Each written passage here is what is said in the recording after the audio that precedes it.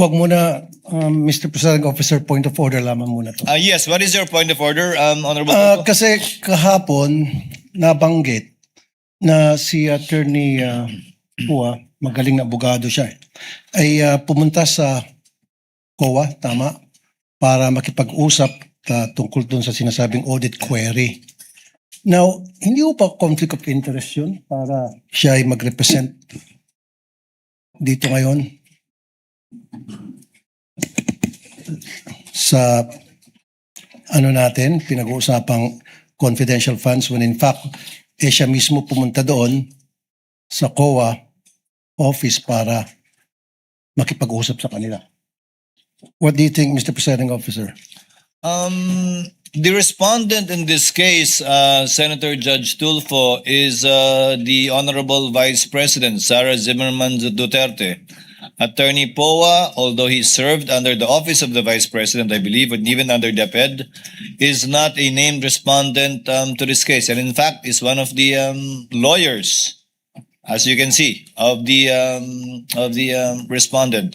There is no, I believe there is no conflict with respect to that, given that he is not the one in trial in this case. Okay, I rest my case, Mr. Presiding Officer. Ngayon, Pwede nang simulan ni Anika. yung oras. Yes. Mr. Witness, bukod sa OVP at saka DepEd, we're talking about confidential funds, meron pa ba ibang ahensya ng pamahalaan na inaudit nyo ang kanilang confidential funds? Based on the GAA po, meron may mga other agencies na may allotment for confidential fund. Kaya nga, meron kayong mga na-audit. Yes po, Your Honor. At dito sa mga ahensyang na-audit ninyo, magkapareho bang utilization nila ng confidential funds sa OVP, DepEd under BP Sara and those agencies na inaudit nyo? Yung utilization naman po ng confidential fund ay separate and distinct for every agency since yung kanilang utilization ay based on their mandate or operations. Okay. Sila ba'y gumamit ng mga aliases, gumamit ng mga pangalan chichirya, etc.? Yan Para po sa ay kanilang mga informants? yan po ay hindi ko na ang alam ko po ay hindi ko po ma-determine based on the documents submitted since hindi naman po naka-indicate dun sa kanilang submission na yung mga pangalan na nandun ay aliases or not. Okay. Noong April 2026, nag-issue kayo ng disallowance sa OVP and its officers para at the same time ipinasusoli nyo yung parte ng confidential funds.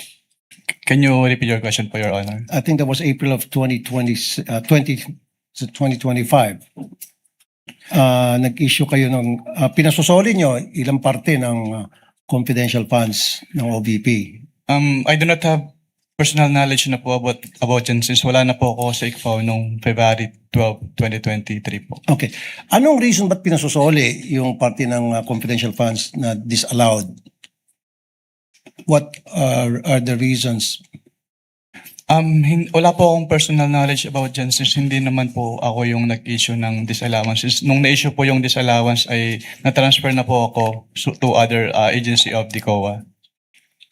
Okay. I think it was April 10, 2026. So wala na po kayo doon.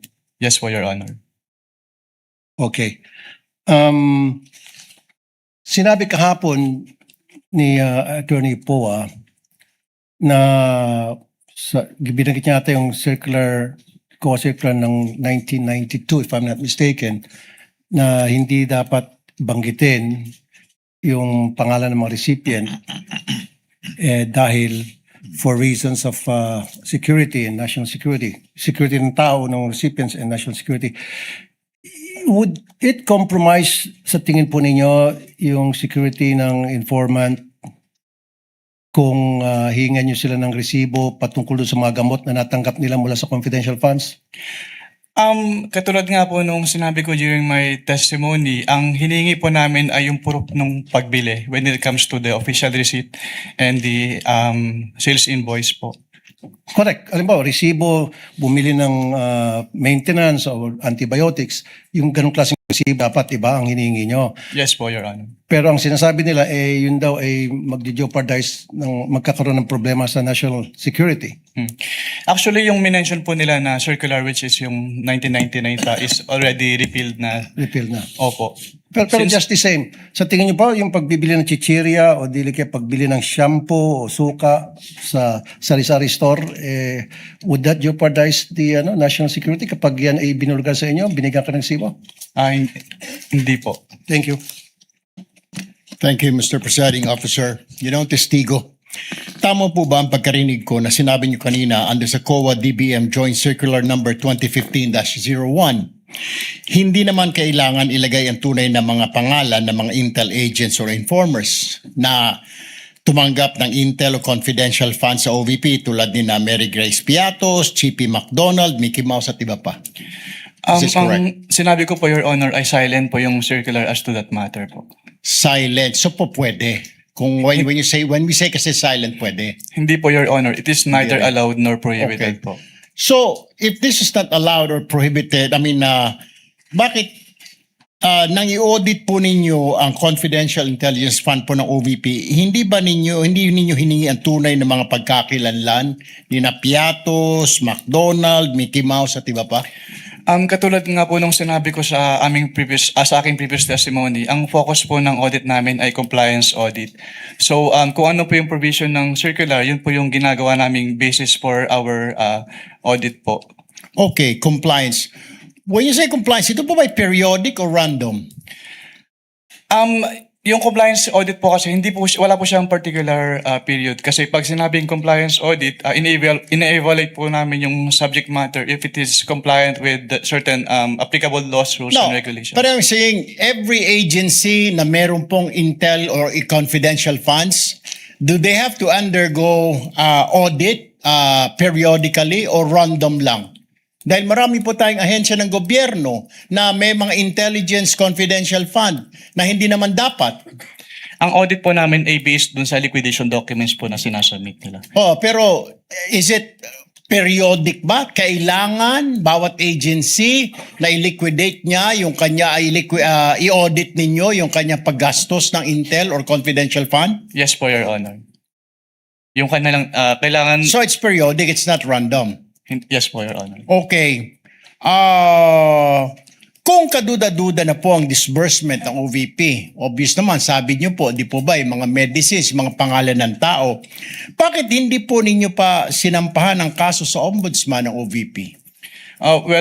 Under our rules po, Your Honor, pwede lang namin siyang i-refer to the Office of the Ombudsman kapag nagkaroon ng final order at hindi po kinomply ni OVP yung order po. Bakit? Nasaan na po ba yung order ngayon? Ano na po ang status? Ito mga findings nyo, 2023, 2024 pa ito, 2026 na po tayo ngayon. Wala po akong personal knowledge about sa status po since hindi na po ako connected sa ICFAO. Okay, so dahil hindi ka na connected sa ICFAO, so wala ka ng pakialam kung ano na nangyari sa kaso na hinawakan mo. Hindi naman po sa wala akong pakialam, pero yung mga ganyang bagay po kasi ay confidential na hindi naman ina-announce sa buong COA po. Ayun. So, ibig sabihin, hindi mo na alam at hindi mo rin alam kung bakit hindi kinasuhan or ni-refer sa ombudsman itong issue na ito. Yes po, Your Honor. Thank you very much, Mr. Presiding Officer. Thank you, Senator Judge Erwin Tulfo. Next would be our Senator Judge Padilla. You may proceed when you're ready, sir. You have 2 minutes. Maraming salamat po, Ginoong tagapamahalang hukom. Meron lang po ako mga tanong. Maiksi lang po ito. Saan po kayo pinanganak? Sa Nueva Ecija po, Your Honor. Nueva Ecija. Opo. Saan po kayo nakatira ngayon? Sa Manila po. Manila. Saan po kayo nag-aral? Central Luzon State University po, ng accountancy, and then Saan Arellano po, University ng Juris Doctor. Okay. Saan po kayo nakaikot na sa bansa natin? Nakaikot na po ba kayo ng Mindanao, sa Bicol? Marami na po akong naikutan, hindi ko na po maalala lahat, Sir. Opo. Kayo po ba ay nakarating na sa BARM? Yes po, Your Honor. Opo. Saan po sa BARM? Sa Sulu, Sa Basilan, Maguindanao. Hindi niyo po matandaan? Hindi Mauubos ko po po yung oras ko. matandaan, Your Honor, kung saan. Bicol po, nakaikot na po kayo sa Bicol? Yes po, Your Honor. Saan po sa Bicol? Sa Camarines Norte, Sa Camarines Sur po. Sur. Sa Norte, hindi pa po.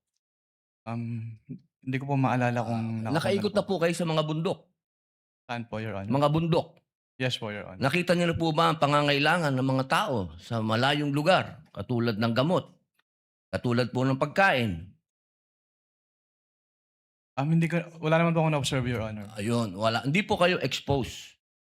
Exposed po ba kayo sa threat ng terrorism sa bansa natin? Nabalitaan niyo po ba ang ISIS, ang NPA, ang Abu Sayyaf? Exposed po ba kayo doon sa mga balita? Sa news po, may Sa mga news. nabalitaan po ako, Your Honor. Opo. Alam niyo po ba na kung gaano nakagrabe ang terrorism? Wala po akong threshold, Your Honor, to determine that. Wala po. Pero kayo po ang humahawak ng investigasyon patungkol sa confidential fund. Tama po ba? Hindi po siya investigation, evaluation po. Evaluation. Nako, tama-tama. Ibig po sabihin, kahapon po, sinabi ninyo na gumawa lang kayo ng preliminary investigation. Tama po ba? Preliminary inquiry. Hindi po, part po siya ng process namin na mag-issue po kami ng AOM. Opo. So, ibig po sabihin, kahapon kasi narinig ko parang yung ginawa nyo, preliminary lang. Yung AOM po, preliminary lang. Opo, hindi po yun konklusyon. Kung ang tinutukoy niyo po ay yung... Meron po kasing provision as to the joint circular as to tinatawag na prima facie. Pakisagot na lang po kung conclusion ba po yun? Final? Final? Hindi po kasi we require So, hindi them. po final. Based Boss, on the AOM po, konti lang po oras ko, hindi po final. sa AOM po, yung AOM po hindi pa final. Hindi po final. Opo. Kayo po ba ay naniniwala na ang mga confidential agent ay dapat magpakilala? Sabihin ng kanilang mga totoong pangalan? Wala pong provision as to that po sa joint circular, Your Honor. Opo. Kayo po mismo, palagay niyo po, sa personal po ninyong pagkakaintindi, ang mga confidential agent dapat po bang magpakilala? Since that calls for an opinion, hindi po ako authorized to express that, Your Honor. Ano pong definition niya ng confidential? Based on the joint circular po, ang confidential expenses ay yung... Hindi po expenses, confidential lang po. Bilang kayo po ay abogado, ano pong pagkakaintindi niyo sa confidential? classified po, Your Honor. Okay. Boss, sa next na lang po akong round. Thank you, Senator Salamat Judge po. Padilla. You may avail of the second round. Next would be Senator Judge Marcos. You are recognized, ma'am. You may proceed when you're ready. You have 2 minutes. Thank you very much, Presiding Judge. Okay, kanina sinabi mo na hindi ka umabot doon sa notice of allowance pero andun pa rin sa ICBAO nung na-release yung notice of suspension, di ba? Yes po, Your Honor. Okay. So, doon sa notice of suspension, katulad ng disallowance, na sabi mo, kahit wala ka na ron, you were made aware kasi nabalitaan mo, pinagbawal ba ng COA yung mga confidential expenses dahil peke o fictitious, gawa-gawa lang yung mga AR? Anong pong notice yung tinutukoy niya po, Your Honor? Doon sa mga AR ng OVP, meron bang sinabi na gawa-gawa lang, hindi tunay, peke? Dahil hindi basis para magkaroon ng findings po doon sa mga sinasabi niyo. So ang sagot, no. Walang sinasabi na fictitious yung AR. At doon sa AOM, pati sa suspension, ganun na rin sa ND, sinabi ba ng COA na yung AR and documentary evidence of payments, yung DEP, peke, falsipikado, huwad? Since hindi po yan yung focus ng audit po namin, wala po kaming findings about that, Your Honor. Sinabi ba doon na falsipikado yung DEP at saka yung AR? Na it was forged, kumbaga? Wala pong ganong findings, Your Honor. Wala rin, di ba? At doon sa mga pangalan ng mga recipient ng award, tama ba ako sa pagkaintindi na hindi rin sinita ng COA yung mga kakaibang pangalan tulad ng Mary Grace Piatos, Andy Lim, etc. Ang sinabi at binanggit talaga ng COA ay yung mga datos na hindi tumutugma. Tama ba? Since what we did is compliance audit po at wala namang provision yung circular as to the use of aliases, yes po, wala po kaming findings po. Kasi sabi mo nga, neither allowed nor prohibited. Tama po. So, doon sa AOM at sa notice of suspension, the names of these reward recipients was never raised by COA. Di ba? Yes po. Tama. Dahil nangyayari talaga na kakaibang pangalan ang binibigay kapag confidential or intelligence fund. Kaya isa pang tanong ko, dun sa notice of suspension, pati na rin sa ND, ang pagkaintindi natin, final ba ito o hindi? Kapag sinabi po kasing notice of disallowance under the joint circular, meron na pong obligation to restitute agad. Tama, final siya sa COA. Pero kahit ang desisyon ng COA, pwedeng dalhin sa Supreme Court para maging pinal na pinal. Di po ba? I-clarify ko lang po, kapag dumating na po kasi sa Supreme Court, ang tanging ground na lang po dyan ay grave abuse of discretion amounting to lack or excess of jurisdiction. So wala na pong kinalaman po yung factual matters. Ganun nga, talaga naman na matters of fact, hindi naman rin na-raise sa Supreme Court, tama ka doon. Pero hindi pinal. Pwedeng dalhin sa Korte Suprema. At no point are these final. I-clarify ko lang po yung decision po ng COA to restitute ay hindi po apektado nung pag-file sa Supreme Court. So kahit mag-file po sila ng petition for certiorari sa Supreme Court, kailangan na po nilang ibalik kaagad. Kasi yung pendency po ng petition for certiorari, hindi po niya na-stay yung obligation to Naintindihan restitute. natin yon, pero hindi pa tapos ang kaso. Pwede pang dalhin sa Korte Suprema, hindi po ba? At saka dun sa notice of suspension, balikan ko lang, was there a finding na ginamit sa pansarili yung mga confidential funds ng OVP?